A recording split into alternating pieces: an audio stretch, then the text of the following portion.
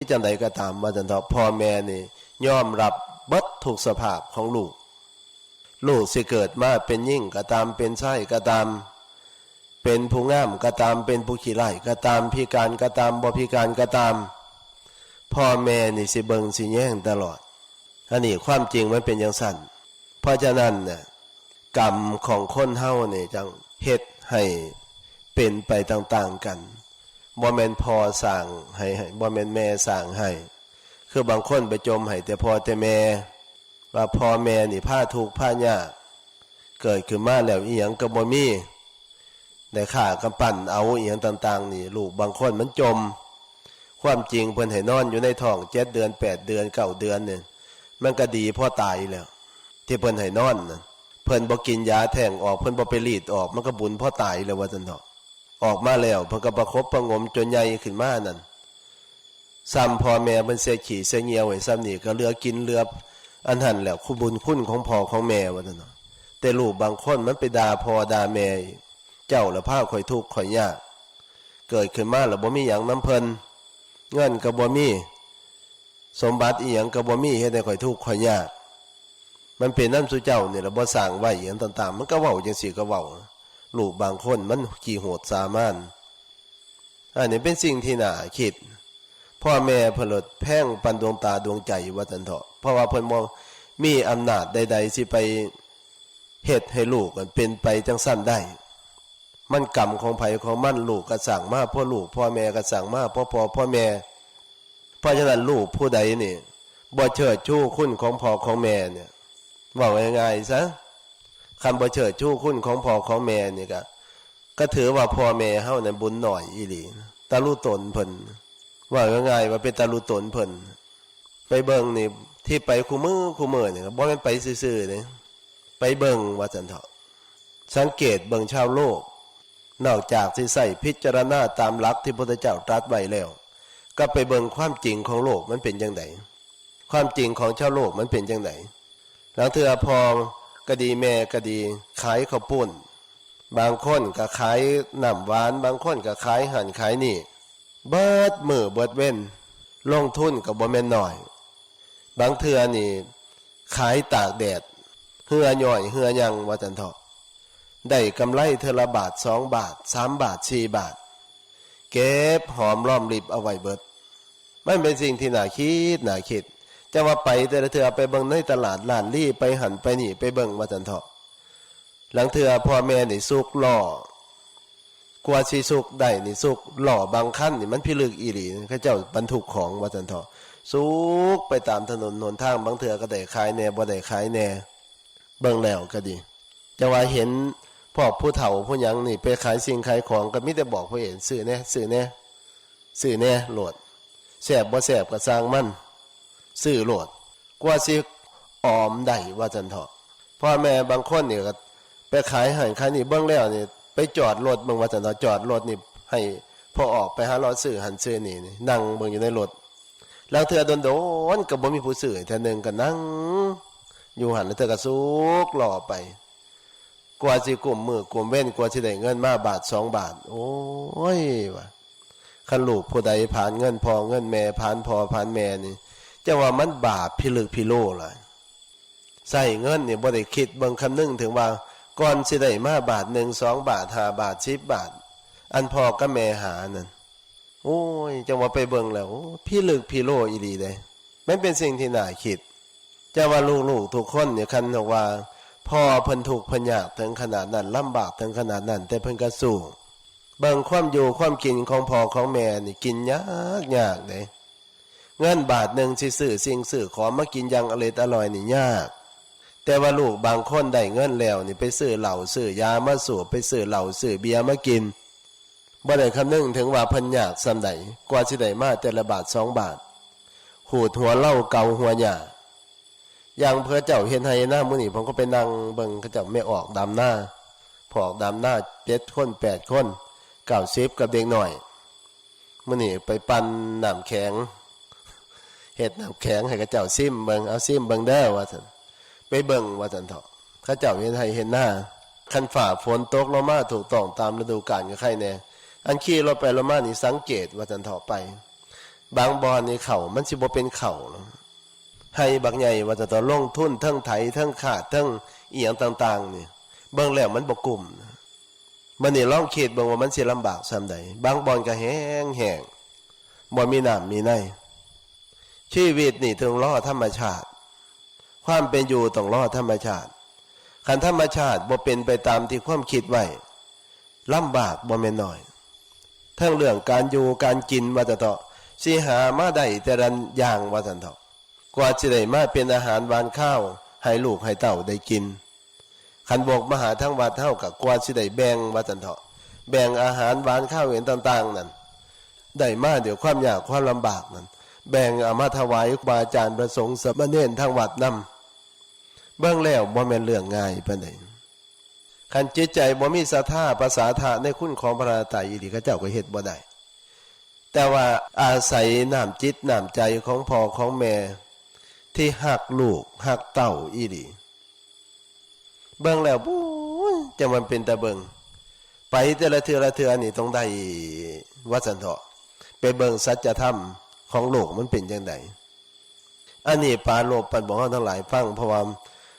พ่อแม่นั้นเพิ่นปรารถนาอีหลี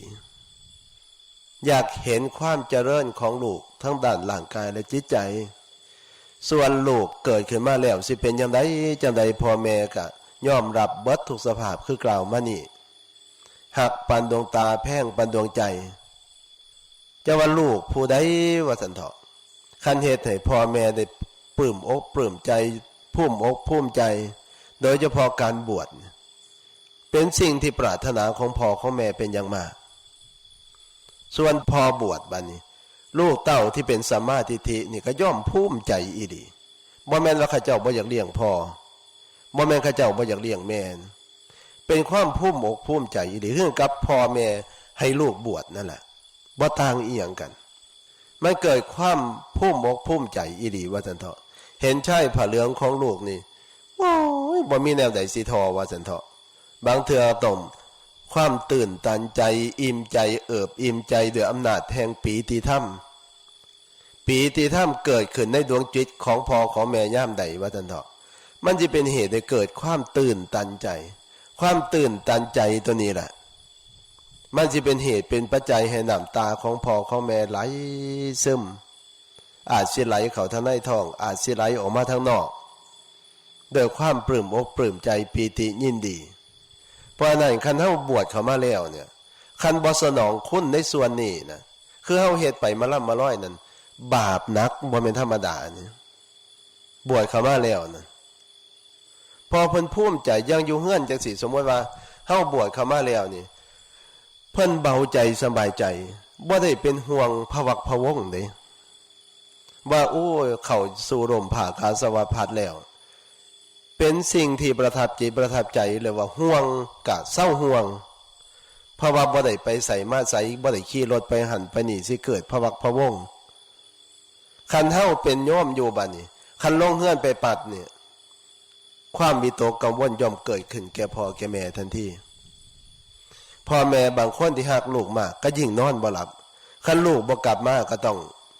เป็นห่วงอยู่อย่างสั่นว่าซั่นเถาะคันขี่รถไปปุ๊บโอ้ยลูกเฮาคันลูกผู้ใดบ่กินเหล้าเมายา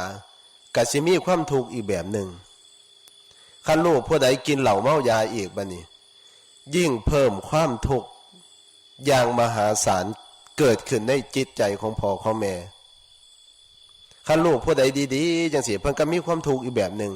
ถึงว่าลูกสิไปคอยไปงามก็ตามแต่ว่าความเป็นห่วงนั่นบ่เคยเหือดแห้งไปจากดวงจิตดวงใจของผู้เป็นพ่อเป็นแม่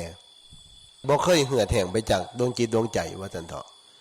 คันลูกเต้าอยู่ดีสบายอยู่เฮือนอยู่ซ่านเนี่ยเพิ่นจังนอนตาหลับสบายอันนี้คือความเป็นห่วง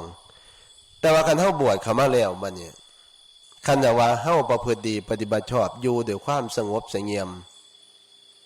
คันพอบวชบัดนี้ลูกเต้าก็ภูมิใจคันว่าพอบวชเข้ามาแล้วพอบ่ได้เรื่องอันนี้ลูกก็บ่อยากเข้าวัดเด้สังเกตเบิ่งพ่อไม่ออกบ่เนาะคันเข้าก็เข้าแบบนึงนั่นอยากอายเพิ่นคันลูกบวชลูกบ่ค่อยเข้าทางปานใด คันพี่น้องมากกะมาแบบหนึ่งเด้บ่แม่นมาด้วยความภูมิใจเด้ยังมีวิตกกังวลอยู่ว่าท่านเถาะจักลูกสิเป็นจังไดจักหลานสิเป็นจังไดคันมาฮอดแล้วเฝ้าถามก่อนหมู่โลดว่าเป็นจังไดคั่นหน่อยหลวงปู่เป็นจังไดน้อคั่นหน่อยลูกคั่นหน่อยเป็นจังไดหลานคั่นหน่อยเป็นจังไดรู้ไดคันสมมุติว่าเฮาอยู่กันสบายบัดนี้ประพฤติถูกต้องบัดนี้ตามธรรมตามวินัยอยู่ด้วยความสงบเย็นคันเพิ่นเย็นใจแล้วเข้าใจว่าเฮาประพฤติปฏิบัติถูกต้องแล้วอันนี้สิเป็นบุญเป็นกุศลอย่างมหาศาลอีหลีพ่อแม่เขามาวัดมาว่านี่จะมาด้วยความภาคภูมิใจมาด้วยความเอิบอิ่มใจพี่น้องญาติๆเขามานี่สิสังเกตเบิ่งโลดว่าซั่นเถาะคันฮู้จักว่าลูกเจ้าของดีหลานเจ้าของดีพ่อก็ดีแม่ดีว่าซั่นเถาะคันบวชเป็นเมสซี่ก็ดี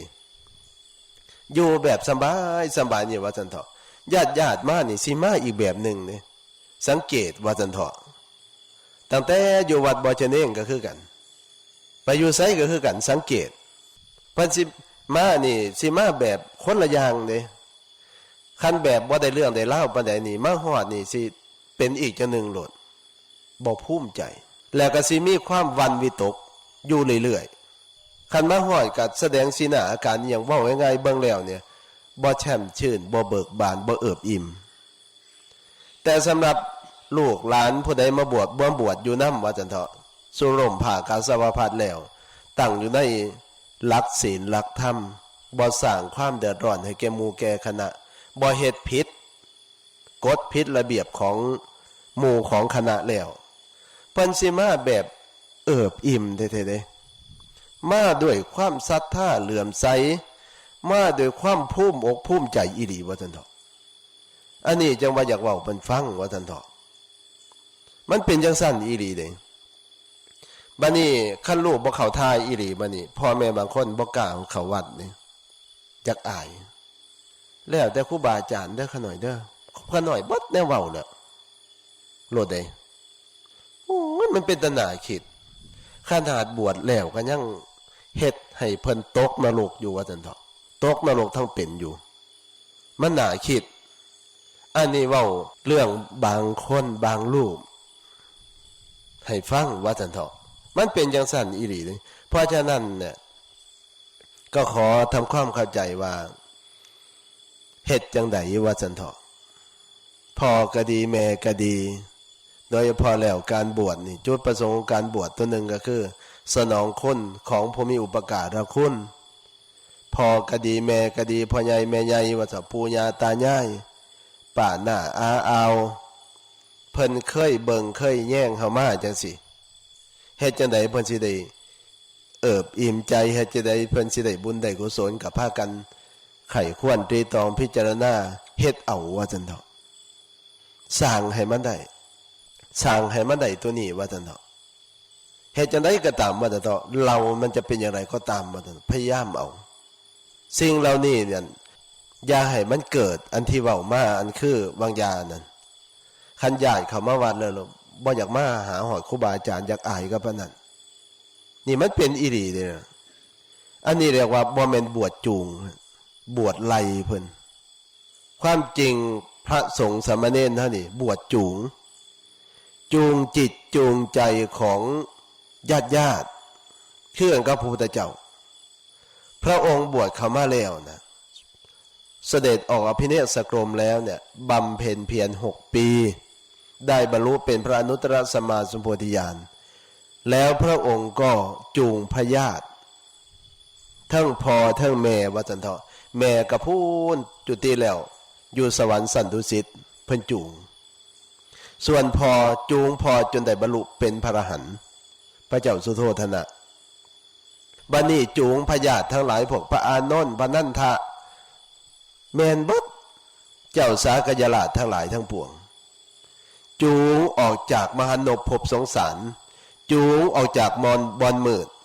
ไปสู่ทางแสงสว่างจูง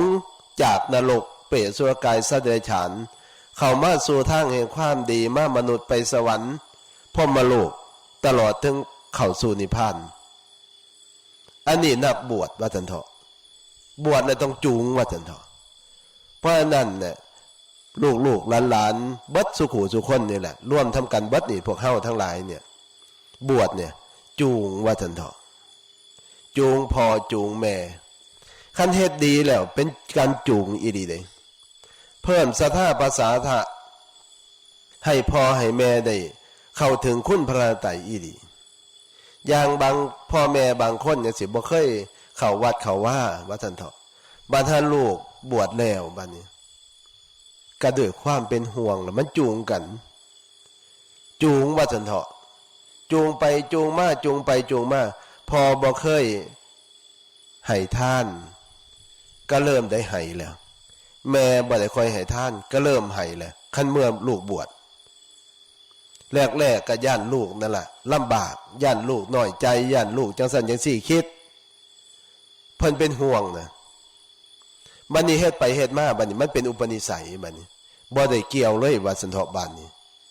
อันนี้คือลูกจูงพ่อจูงแม่การสนองคุณของผู้มีอุปการะคุณนี่มันจูงโดยอัตโนมัติกันเฮาทำดีนะ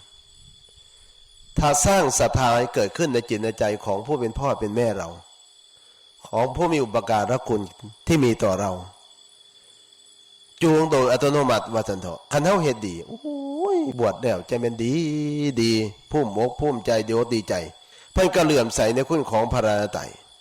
นี่เห็นบ่ท่านไม่มีศรัทธาก็พยายามทำให้ท่านมีศรัทธา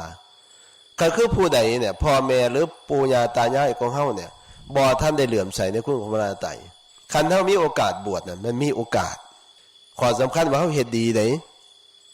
คันเฮ็ดบ่ดีว่ามันเป็นไรยองเพิ่นเด้เฮ็ดแต่เพิ่นห่างวัดห่างว่าเด้บวชก็เพราะซ้ำหั่นเห็นบ่อันนี้คือจูงเพิ่นออกนอกทางเลยได้บัดนี้จูงลงนรกจูงไปเป็นเปรตจูงไปเป็นอสุรกายจูงไปเป็นสัตว์เดรัจฉานจูงพ่อจูงแม่จูงผู้มีอุปการะคุณคันเฮาเฮ็ดดีบัดนี้ความปลื้มปีติตัวนั้นแหละที่เป็นเหตุให้เกิดศรัทธาในเมื่อเกิดศรัทธาแล้วก็ย่อมได้เสียสละบริจาคทำบุญทำกุศลมันก็เป็นบุญเป็นกุศลของพ่อของแม่ของผู้มีอุปการะคุณของเฮาทีนี้นอกจากนั้นบัดนี้คันพ่อแม่เพิ่นเข้ามาวัดบัดนี้เพิ่นจงได้ฟังธรรมะเฉลยบัดนี้การสนองคุณอย่างสูงพระพุทธเจ้าตรัสไว้ในมงคลสูตรว่าซั่นเถาะว่าด้วยการบำรุงพ่อบำรุงแม่สูงเนี่ยอย่างสูงนี่คือพระสงฆ์สามเณรเรานี่นักบวชเนี่ยจูงพ่อจูงแม่สนองคุณของพ่อของแม่อย่างสูงพ่อแม่เพิ่นก็ได้ฟังธรรมะได้ฟังธรรมะแล้วก็เป็นเหตุเป็นปัจจัยให้เพิ่นเกิดมีปัญญาบัดนี้นอกจากท่านก็ได้เดินโยกมนั่งสมาธิภาวนาอีกนี่พ่อแม่บางคนนี่หลายเท่ๆเด้ย้อนบุญลูกเนี่ยอย่าว่าลูกบ่มีบุญไหนบ่ว่าลูกพระบ่ว่าลูกเน้นว่าจันทอมีบุญมีกุศลได้จังได้บวชแล้ววันนี้สามารถที่จูงพ่อจูงแม่จูงญาติให้ได้นึกถึงวัดบ่อยๆเป็นอย่างที่นึกถึงวัดบ่อยๆเพราะลูกอยู่วัดมันจะขึ้นไปใสคันลูกไปเที่ยวในขับในบาร์พ่อแม่ก็อยู่ในขับในบาร์พุ่นจิตนั่นคันลูกเต่าไปติดคุกจิตใจของพ่อของแม่ก็ติดอยู่ในคุกบัดนี้ลูกเต้าบวชลูกหลานบวชบัดนี้แล้วดวงจิตดวงใจของเพิ่นสิอยู่ไสก็ต้องอยู่วัดเพิ่นสิไปไสอันนี้มันจูงโดยอัตโนมัติว่าจังเถาะในเมื่อเพิ่นได้สร้างสมบูรณ์ของงามความดีดังที่กล่าวมานี่แหละอันนี้แหละจังสิเป็นการสนองคุณอย่างสูงสุดที่ลูกๆทั้งหลายลูกๆหลานๆทุกคนเนี่ยควรคำนึงถึงจุดนี้ให้มากๆเพราะว่าสิ่งที่เป็นที่พึงของเพิ่นได้อย่างแท้จริงหลังจากที่เพิ่นอยู่ในโลกนี่ก็ตามว่าหลังจากที่เพิ่นจากโลกนี้แล้วไปก็ตามเพิ่นสิมีหม่องเพิงโดยเฉพาะแล้วคันสมว่าเฮาบวชอยู่เนี่ยเพิ่นได้มีโอกาสได้เหลื่อมใสในคุณของพระรัตนตรัยแล้วมีศรัทธาแล้วว่าจันเถาะกันยังได้เสียสละบริจาคเพิ่นก็สิคอยสังวรระมัดระวังมีศีล5บ้างศีล8บ้าง แต่ฟังเทศฟังธรรมบ้างได้เจริญเมตตาภาวนาทั้งดันสมถะภาวนาวิปัสสนาภาวนาบ้างคันแต่ว่าเพิ่นได้ทำบุญทำกุศลจังสี่แล้วเพิ่นเข้าใจในหลักความเป็นจริงแล้วนะความทุกข์กสิคลายออกจากจิตใจของเพิ่นนี่อาศัยบุญลูกบุญเต่าได้นี่อาศัยบุญลูกบุญหลานเป็นผู้จูงจิตเพิ่นสิอยู่เกี่ยวข้องกับบุญกับกุศลอยู่ตลอดเวลาคันสัวเพิ่นอยู่ใกล้เฮาจังสิสมมุติว่าอยู่ใกล้ๆเพิ่นมีโอกาสมากคู่มื้อเพิ่นสิคิดอยู่คู่มื้อน่ะมื้ออื่นไปวัดที่คิดตลอดอันนี้สภาพจิตเพิ่นนี่มันสิอยู่จังซี่ว่าซั่นเถาะบ่ได้ไปทางอื่นหลายเพราะฉะนั้นเพิ่นยังพุทธเจ้าจัดไว้เป็นการสนองคุณอย่างสูงบ่แม่นบวชแล้วนี่บ่มีคุณไดบ่ได้สนองคุณไดเป็นการสนองคุณอย่างสูงนี่คือพวกเขาทั้งหลายบวชเข้ามาแล้วนี่แต่ว่าต้องเฮ็ดดีได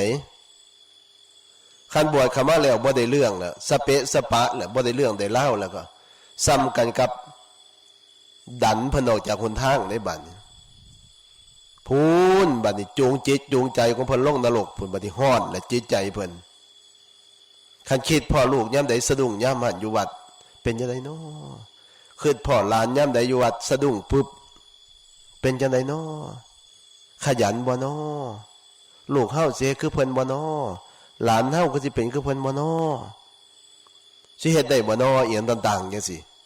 เคยพ่อสะดุ้งยามหันเคยพ่อยามใดสะดุ้งยามหันอันนี้คือทำลายสภาพจิตของพ่อของแม่ของผู้มีอุปการะคุณคันเฮาเฮ็ดบ่ดีนะเพราะฉะนั้นบาปนี่มันจึงเป็นผลสะท้อนเฮาทำก็จริงอยู่แต่มันสะท้อนคือเฮาแย่งแวนจังซี่ล่ะมันสะท้อนว่าซั่นเถาะคันเฮาหน้าแลสะท้อนออกมามันก็หน้าแลคันเฮาหน้าขาวสะท้อนออกมามันก็หน้าขาวมันสะท้อนออกมานั่นคันกระจกมันเศร้าหมองมันก็สะท้อนออกมาแบบเศร้าหมองคันกระจกมันใสสะท้อนออกมามันก็ซ้ำให้ใสว่าซั่นเถาะบาปก็ตามบุญก็ตามมันเป็นผลสะท้อนเป็นอย่างจังผลสะท้อนเพราะมันเกาะเกี่ยวกันเป็นอย่างจังเกาะเกี่ยวกันบัดนี้เป็นอย่างจังเกาะเกี่ยวกันเพราะธรรมชาติระหว่างพ่อแม่ลูกนี่ผูกพันกันธรรมชาติมันเป็นอย่างนั้นบ่ว่าแต่คนเฮาดอกสัตว์เดรัจฉานแรกๆคันลูกน้อยอยู่นี่พ่อแม่มันหักแพงแท้ๆเด้นี่บางอย่างนี่นกเป็ดมันไข่อยู่นี่มันกำลังฟักอยู่เดี๋ยวนี้คันคนไปหานี่มันสิจิกโลดเด้นี่ฝากวัดเฮาไปหน่อยนึงนี่นอกเขตวัดหน่อยนึงนี่มันไข่กำลังไข่อยู่เดี๋ยวนี้คันคนไปหาปับนี่มันสิว้าหล่นว่าจันเถาะคันบินออกมาแล้วก็ไล่จิกโลดว่าจันเถาะเจ้าของสิตายมันก็บ่ห่วงนี่น่ะนะมันห่วงลูกห่วงไข่นะเห็นบ่สัตว์เดรัจฉานเป็นนั่นนั่นหมาแม่ลูกอ่อนเนี่ยก็ร้องบางทีแหละไก่แม่ลูกอ่อนมื้อนี้ขนาดระวังหมาเนี่ยกับไก่ความจริงไก่เนี่ยมันย่านหมาแต่คันมันเป็นแม่ลูกอ่อนแล้วนั่นมันห่วงลูกมันนั่นห่วงลูกมันร้องบางทีแหละบางเทื่อมันเอาตายวาอีหลีได้นั่นสัตว์เดรัจฉานนั่นบ่จำเป็นจะต้องว่าคนเฮาดอกลูกก็คือกันอย่างแต่ก่อนนั่นไก่อยู่วัดนี่มันหลายนะผมสังเกตว่าซั่นเถาะยามมื้อแลงมันคันตอนเช้าออกมานี่เบิ่งนี่มันสิออกคุยเคลียร์ว่าซั่นเถาะบางเทื่อมันพออาหารปุ๊บแม่คาบแล้วเอิ้นลูกมาแล้วค่ายปรับลูกก็มาจิกกินธรรมชาตินั่นบัดนี้ลูกบัดนี้คันสมมุติว่าหันมาแล้วก็เข้าอกแม่ก็โกกลูกโดยเฉพาะยามมื้อแลงนี่เป็นสิ่งที่น่าคิดยามมื้อแลงมันสิหาเพราะว่ามันขึ้นง่อยค้อนบ่ได้แต่ข้าวมันบ่ทันได้มีลูกเนี่ยมันสิขึ้นนอนอยู่ปลายใหม่มันก็ปลอดภัยแต่ว่าบัดถ้ามีลูกแล้วบัดนี้บ่ขึ้นได้บัดนี้มันสิเฮ็ดจังได๋ติซ้อมเบิ่งว่าซั่นเถาะซ้อมเบิ่งยามมื้อแลงมันสิเฮ็ดจังได๋มันก็พาลูกเลาะไปเลาะมาเลาะไปเลาะมาไปเห็นหม่องพงหม่องใดหม่องโกนหม่องไม้หม่องมันสิลบได้นั่นมันสิวับเข้าโลดวับเข้าแล้วก็เอิ้นลูกมาแล้วก็นอนกกอยู่หั่นจนแจ้งอันนี้เบิ่งว่าซั่นเถาะแม้แต่สัตว์เดรัจฉานคันลูกอยู่ในอกแม่ ลูกมันก็ด้วยความอบอุ่นใจแม่กระทำหน้าที่ของแม่กกลูกลูกไว้ในอ้อมอกของแม่ว่าจันเถาะอันนี้มันเป็นธรรมชาติที่บ่งบอกมันเกี่ยวข้องกันจังซี่เพราะฉะนั้นลูกบางคนมันไปบอกให้พ่อให้แม่ว่าเจ้าบ่อยากได้ข่อยดอกโดยอาศัยราคะตัณหาของสุเจ้านอนน้ำกันแล้วมันเป็นเหตุให้ข่อยเกิดขึ้นมาซื่อๆดอกในมาเกิดขึ้นมาแล้วสุเจ้าย่านผู้อื่นเว้าเพื่อนเจ้าก็เลยเลี้ยงข่อยมาซื่อๆดอกความเว้าของมันแม่ความจริงคันหมามันเว้าเป็นหมามันก็บ่เว้าหมามันก็บ่เว้าความนี่แต่ลูกบางคนนี่มันหายกว่าหมาจังหวะอันนี้ป๋าลบปันฟังเหรอเพราะฉะนั้นมันจึงเกี่ยวข้องกันธรรมชาติมันเป็นเองจังสิเพราะฉะนั้นจึงขอป๋าลบมื้อนี้ว่าไปหาเลาะของในวันแม่ก็บ่มีอีหยังหลายดอกว่าเอาไปเป็นตอนผู้เฒ่าจังหน่อยผู้ใดผู้เฒ่าเพิ่น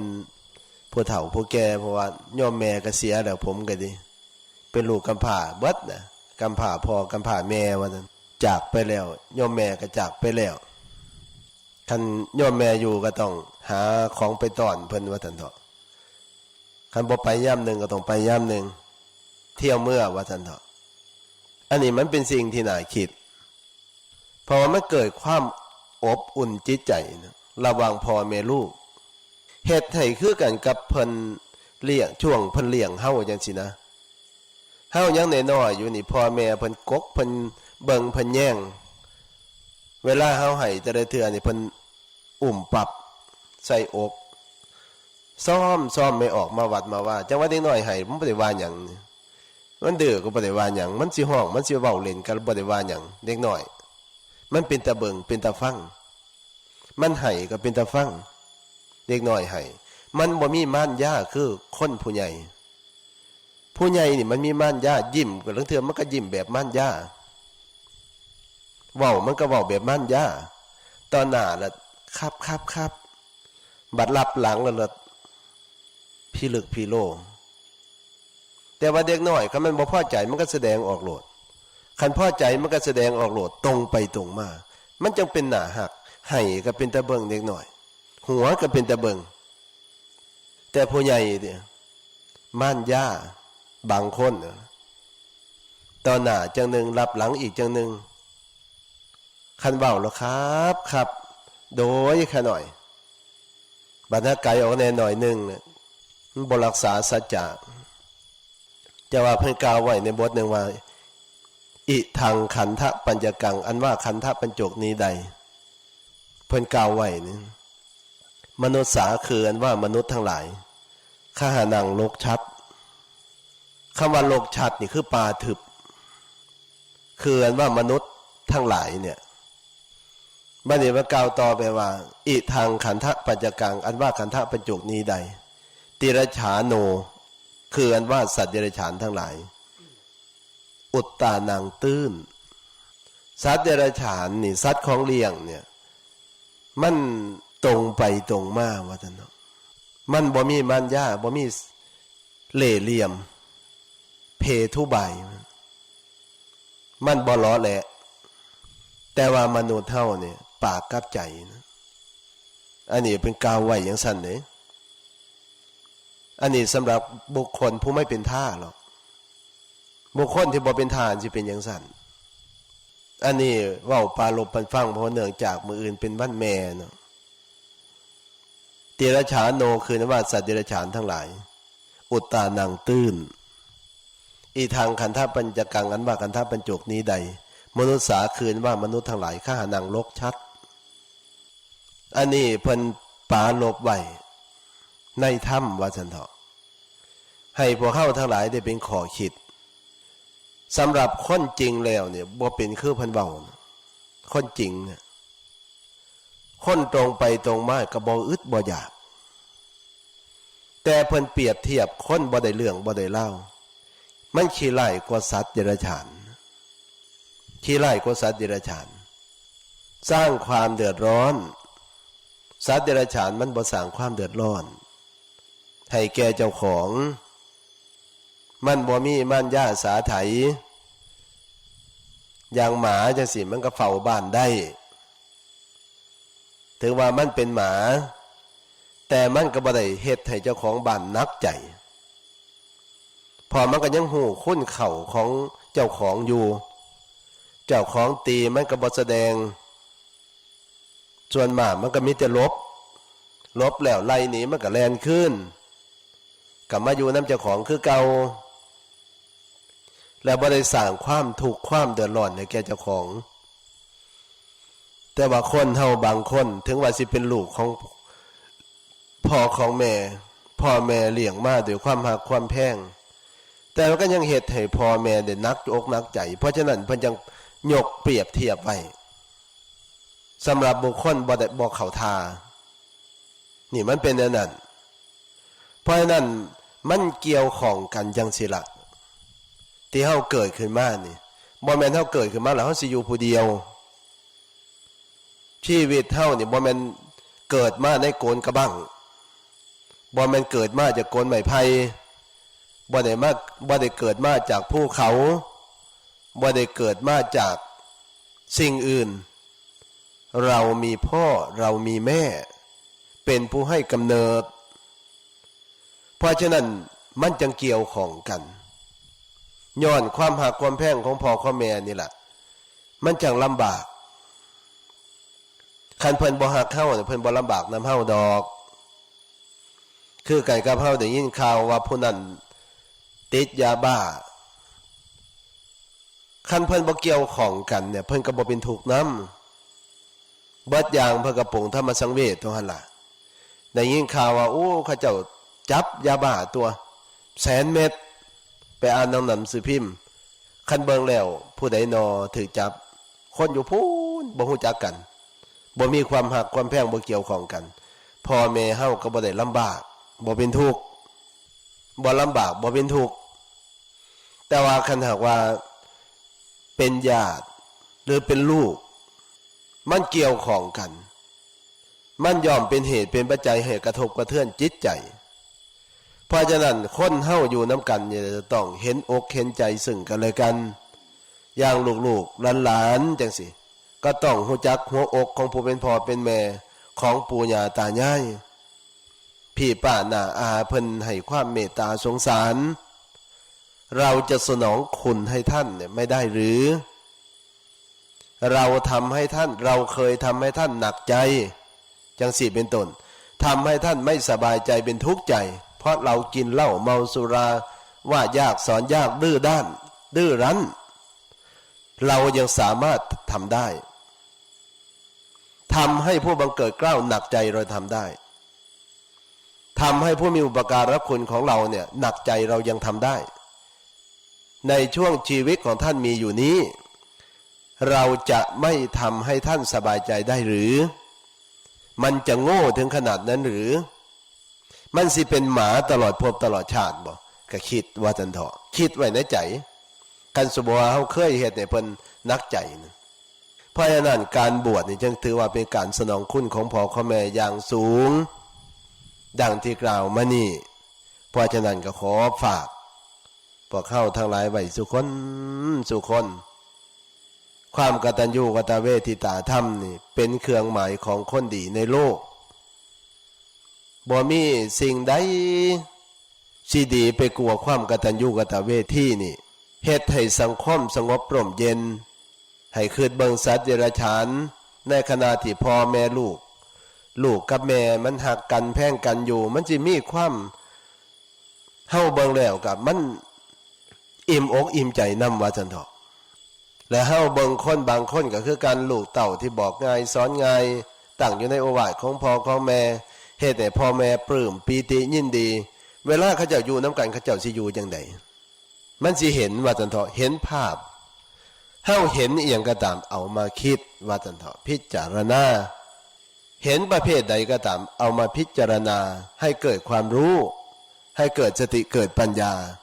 ครอบครัวบางครอบครัวก็อยู่น้ำกันด้วยความแสนที่จะอยู่เย็นเป็นสุขอีหลีเพราะลูกเต่ากับหูจักคุณของพ่อของแม่คันพ่อแม่ว่าเศร้าล่ะก็เศร้าบ่อย่าไปล่ะก็บ่ไปอย่าดื้อเด้อล่ะเด้อก็บ่ดื้อตั้งอยู่ในความดีเด้อล่ะเด้อก็อยู่ บ่ว่ายากสอนยากโอ้ยแสนสิเย็นว่าจันเถาะแต่ว่าบางครอบครัวนี่ย่ามมื้อแรงมากอะซื้อเหล้ามาโจกันอยู่เฮือนนั่นล่ะกินให้พ่อให้แม่เบิ่งอยู่หั่นล่ะกินกันอยู่จังซั่นกินแล้วลางเทื่อก็ปาขวดปาถ้วยปาบวงให้แม่ล้างหอดบ่เก็บหอดเฮือนหอดซ่านตื่นเช้าขึ้นมาแม่ก็มักเป็นผู้เก็บก็จมคันจมหลายพอเฒ่านี่คือจมแท้จมแต่ดึกแต่ดื่นแท้ลูกบางคนนี่มันก็ว่าจังซั่นว่าซั่นเถาะอันนี้มันเห็นมาจังซั่นแล้วความทุกข์บัดนี้มันก็เกิดขึ้นแก่ครอบครัวนั้นบางพ่อบางแม่บัดนี้บ่ค่อยปากแต่ว่ากลุ่มใจคันเว้าหลายลูกเขาก็สิสั่งหลังเทื่อมีไผก็ย่านลูกไผสั่งคันมีเขยก็ย่านเขยสั่งคันลูกอยู่นำก็เกรงใจลูกอดเอาทนเอาด้วยความตรอมจิตตรอมใจนี่พ่อแม่บางคนก็เป็นลักษณะจังซั่นมันน่าคิดเพราะฉะนั้นเว้ามาทั้งเบิดนี่ล่ะธรรมะที่พระพุทธเจ้าพระองค์สอนไว้เบิดพระองค์ทำเป็นตัวอย่างว่าซั่นเถาะอริยสาวกทั้งหลายก็ทำเป็นตัวอย่างเพิ่นเฮ็ดมาจังซั่นเพราะฉะนั้นพวกเฮาทั้งหลายกับประพฤติปฏิบัติตามพระพุทธเจ้าพระองค์ทรงประพฤติปฏิบัติมาจังใดอริยสาวกเพิ่นประพฤติปฏิบัติมาจังใดสนองคุณของพ่อของแม่เนี่ยพ่อแม่เพิ่นมีอุปการะคุณสูงล้นฟ้าเหลือแผ่นดินเฮาสิสนองคุณเพิ่นจังใดจังสิจบจังสิสิ้นลงไปได้จังสิสมกับเพิ่นเลี้ยงมาจังสิสมกับเพิ่นฮักเพิ่นแพงเฮาบัดทุกสิ่งในหน้าที่ของพ่อของแม่นั่นบ่มีผู้ใดเสียได้เลยห้ามบ่ให้ลูกทำชั่วนั่นบ่คือเสี่ยวเฮาบางคนไหนบ่คือหมู่เฮาบางคนไหนคันหมู่เฮาบางคนนี่เฮาบ่กินเหล้านำนี่คือเว้าเป็นฟังแต่ก่อนนั่นมันก็ยังว่าเฮานี่ขี้องค์มึงรังเกียจกูหรือพุ่นน่ะบ่กินก็คมข้อให้กินบางเทื่อก็ดีนี่มันว่าให้ว่าจังเถาะแต่ว่าพ่อกับแม่นี่ห้ามไม่ให้ลูกทำความชั่วส่วนผู้อื่นนั่นส่วนเฮาไปกินเหล้าส่วนเฮาไปเข้าคับเข้าบาร์สามารถที่ส่วนได้เป็นหยังเขายังส่วนได้เขาบ่ได้ฮักเฮาคันเฮาตายเขาก็บ่ได้ให้นำเฮาบ่แจกเขาหาพร้อมมีแต่สองเครือเฒ่าพ่อกับแม่เฮานั่นล่ะเวลาเฮาเจ็บเป็นนิดุลก็ไปง้มไปเบิ่งไปแย่งคันเฮาเจ็บเฮาป่วยก็เบิ่งก็แย่งตายแล้วก็เก็บหอมรอมริบได้เงินเป็นหมื่นเป็นสองเป็นสามเป็นสี่เก็บหอมรอมริบแล้วก็แจกเขาทำบุญหาก็มีแต่พ่อกับแม่เฮาหั่นล่ะที่เฮ็ดบุญหาเฮาก็ดีเพราะนั้นเพิ่นห้ามบ่ให้เฮาทำความชั่วแล้วยังบ่พอเด้ให้ลูกสร้างความดีอีกให้ลูกสร้างความดีแล้วยังบ่พออีกเด้ยังเฮ็ดจังอีกย่านลูกโง่หน้าที่ของพ่อของแม่แหมให้ลูกได้บวชเรียนเขียนอ่านบัดนี้ให้ลูกได้รับการศึกษาเข้าโรงเรียนตั้งแต่เริ่มแรกเลยคู่มือนี่ตั้งแต่ผุนอนุบาลผุนก่อนเกณฑ์ผุนย่านแต่ลูกย่านแต่หลานนี่โง่ผู้อื่นมันสิเสียให้เฮาบ่แล้วบ่มีทางไผสิเสียให้เฮาค่ารถค่าขนมก็มีแต่พ่อแม่หรือปู่ย่าตายายเดือนตัวให้เฮาผู้อื่นมันสิหาเงินให้เฮาจักบาทบ่ค่าศึกษาเราเรียนนั่นเบิ่งแน่เพิ่นเฮ็ดหน้าที่ของเพิ่นแหมให้ลูกได้รับการศึกษาญาติลูกนี่โง่บ่ทันบ้านทันเมืองเพิ่นเขาสิว่าพ่อแม่นี่บ่เบิ่งลูกเบิ่งเต้าบ่ให้ลูกเล่าเรียนบ่ให้ลูกศึกษาคันลูกเจ้าของโง่มันก็บ่ทันลูกเขาทำการทำงานสูงๆแต่ลูกเจ้าของก็บ่สามารถที่เฮ็ดได้ด้วยความเป็นห่วงเพราะฉะนั้นบาทหนึ่งสลึงหนึ่งเก็บหอมรอมริบไว้ให้ลูกเบิดคันลูกศึกษาแล้วเรียนสมควรแล้วมีการมีงานทำแล้วพ่อแม่ก็ปลื้มอกปลื้มใจบัดนี้เฮ็ดจังได๋น้อลูกจังสิเป็นฟังเป็นฝาหาภรรยาสามีที่สมควรให้ผู้ใดบ่สมควรก็บ่อยากให้ได้คันสิหาลูกไผ่ก็หาผู้สมควรหาลูกเขยก็อยากได้ลูกเขยดีหน้าที่ของพ่อของแม่ผู้ใดสิคิด นำเฮากระดอกปานนี้แม่ตั้งแต่อยู่ในท้องบัดนี้แม่ออกมาแล้วก็เบิ่งแย่งตลอดไปสิคือพ่อคือแม่บัดสุดท้ายอีหลีเฒ่าไปแก่ไปแล้วก็มอบทรัพย์ให้บัดนี้ผู้ใดสิเอาให้เฮาทรัพย์แม่มีหน้าก็แบ่งให้มีสวนก็แบ่งให้มีเงินก็แบ่งให้มีงัวมีควายก็แบ่งให้ไผสิเฮ็ดได้ในโลกนี่คันบ่มีพ่อกับแม่2คนน่าคิดว่าจังเถาะอันนี้จังขอปาลบปันฟังว่าหน้าที่ของพ่อของแม่เพิ่นเฮ็ดคักแท้ได้เฮ็ดกับลูกกับเต้าบัดสุดท้ายอีหลีเพราะว่าเพิ่นบ่ได้เอาอีหยังไปนำเนาะเฮือนก็บ่ไปนำเงินค้ำกำแก้วก็บ่ไปนำอีหยังก็บ่ไปนำบัดนี้ก็มอบทรัพย์ให้ลูกให้เต้าบัดนี้แบ่งกันผู้ละเท่านั้นเท่านี้เอาผู้นั้นเอาธงหันผู้นี้เอาธงนี้กันให้กันหน้าก็ดีคันว่าพ่อแม่เพิ่นบ่มีให้มีหน้าเพิ่นก็แบ่งทรัพย์สินทางปัญญาเพิ่นมอบปัญญาให้มันเบิดเงินเป็นหมื่นเบิดเงินเป็นแสนนี่แฮงหลังเทื่อให้คนซื้อหน้าธงบักใหญ่ว่าซั่นเถาะเพื่อลูกสิเรียนจบบ่แม่นธรรมดาอันนี้เพิ่นมอบทรัพย์ให้ว่าซั่นเถาะบ่มีผู้ใดในโลกนี้สิเฮ็ดดีกับต่อเฮาคือพ่อกับแม่บ่มีผู้ใดคือเพราะฉะนั้นนั่นคิดไว้ในใจว่าซั่นเถาะอย่าเถียงพ่อเถียงแม่เป็นเด็ดขาดคันพ่อแม่เว้าแนวใดโลดรับเบิดทั้งสิ้นโลดเพิ่นให้ก็ยอมเพิ่นด่าก็ยอมเพราะว่าบ่มีผู้ใดเบิดโลกนี่สิคือพ่อกับแม่เฮาบ่มีว่าซั่นเถาะอย่างเห็นชัดเจนอีหลีคู่มือเนี่ยว่าซั่นเถาะช่วงนี้ใครแน่แล้วว่าซั่นสมมุติว่าเพิ่นไปแต่งงานปุ๊บจังซี่คันฮู้จักว่าผัวเป็นเอดเมียก็อยากป๋าเลยเด้คันเป็นเอดมานี่สิไปอยู่ไสคันบ่อยู่อันวัดพระพุทธบาทน้ำพุก็บ่มีหม่องอยู่ละบัดนี้เขาบ่ให้อยู่แต่สิมาอยู่น้ำไผล่ะพ่อแม่บัดสุดท้ายอีหลีมาตายน้ำอ้อมอกพ่ออ้อมอกแม่อยู่น้ำไผก็บ่คือพ่อคือแม่บัดสุดท้ายอีหลีอยู่น้ำเมียก็บ่สัมพันธ์เด้คันเฮาป่วยนั่นมันบ่ได้เบิ่งคักปานใดเด้บางคนนั่นมันส่วนมากมันเป็นน้ำหันอีหลีสิเห็นกันอยู่คู่มือนี่ว่าจังเถาะคันเมียป่วยผัวกับ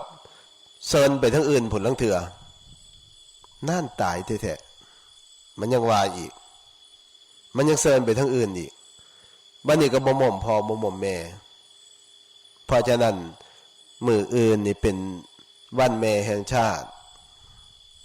พวกเขาทั้งหลายมีพ่อมีแม่กันสู่คนสู่คนเพิ่นจากไปแล้วก็ตามสนองคุณเพิ่นอย่าให้ชาวโลกเขาตำหนิติเตียนพ่อแม่เฮาเพิ่นยังมีชีวิตอยู่ก็ตามเพิ่นตายแล้วก็ตามอย่าให้ชาวโลกเขาตำหนิติเตียนว่าลูกบักอันนี้ลูกอีอันนี้มันบ่ซ้ำหั่นล่ะพ่อแม่มันบ่บอกบ่สอนมั้งมันจะเป็นจังซี่เขาด่าพ่อด่าแม่เฮาคันเฮาบ่ดีนั่นเขาตีเฮาก็คือตีพ่อตีแม่เขาว่าให้เฮาก็คือว่าให้พ่อให้แม่คันเว้าโดยปรมาตคุณตั้งแต่ปลายผมหมดพื้นเท้าจากพื้นเท้าหมดปลายผมอันนี้เป็นส่วนแห่งคุณของคุณพ่อคุณแม่ทั้งสิ้นเบิดตนเบิดโตเฮานี่เป็นส่วนของพ่อของแม่ทั้งสิ้นเพราะฉะนั้นน่ะเฮาสิเฮ็ดหยังก็ตามคิดถึงพ่อถึงแม่เดินจงกรมก็ดีนั่งภาวนาก็ดีเฮาสิเฮ็ดอีหยังต่างๆก็ตามคิดเห็นหน้าพ่อหน้าแม่พ่อแม่เพิ่นเคยบอกเคยสอนว่าจังใดให้คิดให้พิจารณาอย่าให้ชาวโลกอันนี้ย้ำอย่าให้ชาวโลกเขาด่าพ่อด่าแม่เฮาพ่อแม่ตายแล้วลูกนี่ขี้ไล่ขนาดอันนี้เขาก็ด่าพ่อด่าแม่เฮาหนีไกลพ่อไกลแม่แล้วมันบ่ได้เรื่องอันนี้เขาก็ด่าพ่อด่าแม่เฮาหลังเถื่อพ่อตายเหลือแต่แม่โอ้พ่อตายแล้วเป็นไปมาล่ำมาร้อยมันก็ด่าแม่เฮา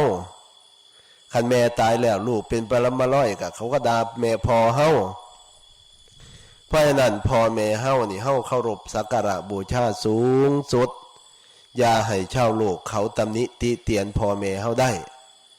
ด้วยการเฮ้าสร้างคุณงามความดีทั้งกายทั้งวาจาใจนี่ให้สมบูรณ์บริบูรณ์อย่างในช่วงนี้พวกเฮ้าทั้งหลายก็กำลังประพฤติปฏิบัติธรรมกันให้ตั้งจิตตั้งใจประพฤติปฏิบัติอย่าไปเสือแต่กิเลสอย่าเอาเสียวในทางที่บ่ดีเนี่ยมาอบรมใจอย่าเสือเสียวโงโงอย่าเสือมูโงโงมันอยู่ในใจเฮ้านั่นมันส่วนให้ขี้ข้านส่วนให้เบาส่วนให้โหม่ส่วนให้คุยส่วนให้นอนเว้นส่วนให้ขี้ข้านสารพัดว่าสันเถาะคำในทางที่บ่ดีอันนี้เป็นมูที่บ่ดีในใจเฮ้าอย่าไปเสือมันเป็นการทำลายคุณของพ่อของแม่เขาเจ้าสิเว้าพื้นพ่อพื้นแม่เฮาโยมพ่อโยมแม่เฮาหันยกเพิ่นไหวเนื้อเก่าเนื้อกระมอมกราบคู่มือไหวคู่มือพยายามถนอมว่าจันเถาะด้วยการสร้างคุณงามความดีดังที่กล่าวมาอยากปราโลภบันฟังคันคุณธรรมตัวนี้เกิดขึ้นในใจของผู้ใดแล้วกาดอันอื่นหันสิคอยดีไปนำเบิดสุอย่างบ่ว่าการประพฤติปฏิบัติธรรมบ่ว่าการสร้างสมรมคุณงามความดีในเรื่องใดก็ตามสิคอยดีไปตามลำดับเจริญขึ้นตามลำดับในที่สุดกับความสงบความร่มเย็นก็เกิดขึ้นแก่สังคมเฮาที่เว้ามามื้อนี้ก็เห็นว่าสมควรแก่เวลาก็ขอยุติไปเพียงเท่านี้ในท้ายที่สุดนี้ขออนุภาพบารมีคุณพระศรีรัตนตรัยคือคุณพระพุทธเจ้าพระธรรมพระสงฆ์คุณบิดามารดาคือพ่อแม่ของเฮาทั้งหลายที่เพิ่นได้บำเพ็ญมาเพิ่นเลี้ยงลูกเลี้ยงเต้ามาคุณครูประชาอาจารย์ที่เพิ่นแนะนำพร่ำสอนพวกเฮาทั้งหลายมาจงร่วมกันเป็นเดชะเป็นพระปัจจัยให้คณะครูบาอาจารย์พระสงฆ์สามเณรตลอดอุบาสกอุบาสิกาจงเจริญในธรรมของสมเด็จพระสัมมาสัมพุทธเจ้าตลอดไปขอให้เข้าถึงธรรมคืออริยมรรคอริยผลนำตนในผลจากความถูกถึงสุขไพบูลย์กล่าวคือมรรคผลนิพพานด้วยกันจงทุกท่านทุกคนเทอญ